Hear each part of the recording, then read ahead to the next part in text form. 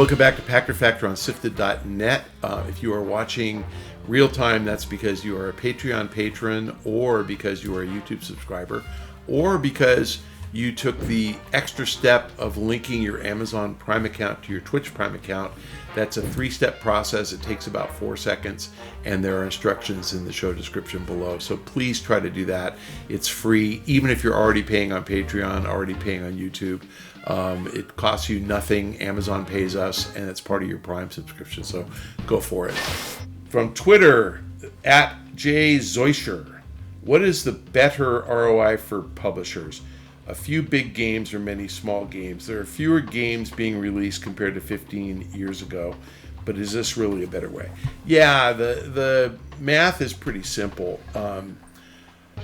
R&D on a game is pretty constant. I mean, you can kind of take the size of the team, typically about 200 people, times good round numbers, 100,000 a person. I mean, they pay testers like 30, and they pay level designers 160, but 100 is a good number. So 200 times 100,000, so $20 million for each year of development, and 3 to 4 years of development, 60 to 80 million bucks. That's what it costs to make a game.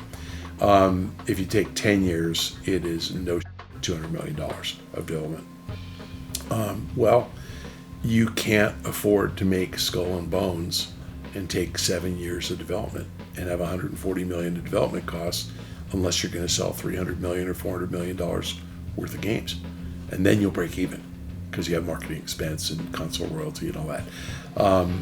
So the truth is, you're better off selling fewer games and selling a lot of units. And the way to make money in the games industry is have a 20 million unit seller.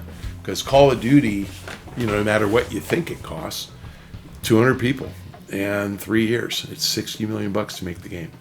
Sure, they spend more on marketing because they can, but it's 60 million bucks. So if you sell $1 billion worth of Call of Duty and you make, let's call it, 60% margin, you made $600 million for your $60 million investment. That's pretty good. If you sell the same 3-year development game and you only sell 5 million copies, $300 million, you're not making 60%. But let's say you did 180 versus 60 of development cost, 3x versus 10x. 10x is better than 3x. So the ROI is always higher for a big game, period. Now, your question presupposes that there's a way to make a game with a team of 50 people and spend a year. And I guess you could do that. I mean, theoretically, you could make a game for $5 million bucks. It would be a very simple puzzle game. You could do it though, and then you only need to sell, what would be 60%? About $70 or $80 million at 60%, and you'd have a 10x return. But you'd make 50 million instead of 600 million. So you'd need 12 of those in order to make the same money at that very high rate of return. So the problem is that you need a bunch of those to scale. And the proof in all this is Electronic Arts used to make 50 games a year for real, 49, back in the 2000s, 2006, 7. And they are now making about 10. And Activision used to make like 30 or 40, and they're now making like 4. They've just come down to very few games. UB maybe makes 8 or 10, but only 4 or 5 big releases if they're lucky. That's just the model. That's how you make money. Take-Two, same.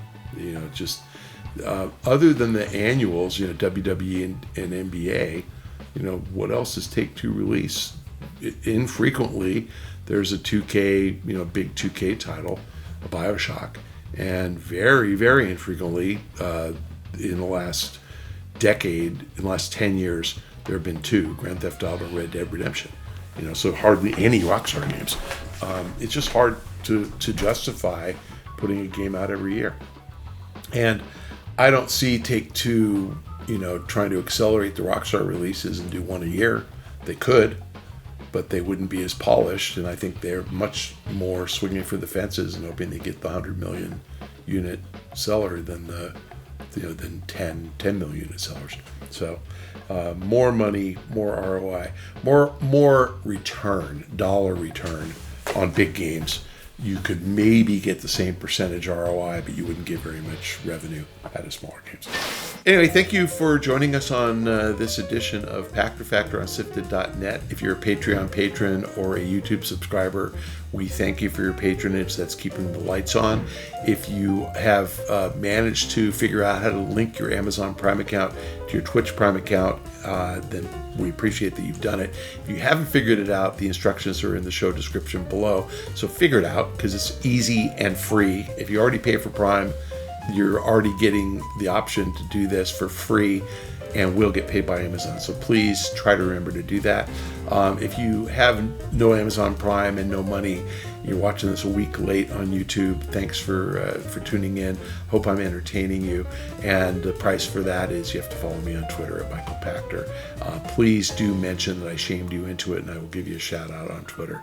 I'll see you guys next time. Thank you.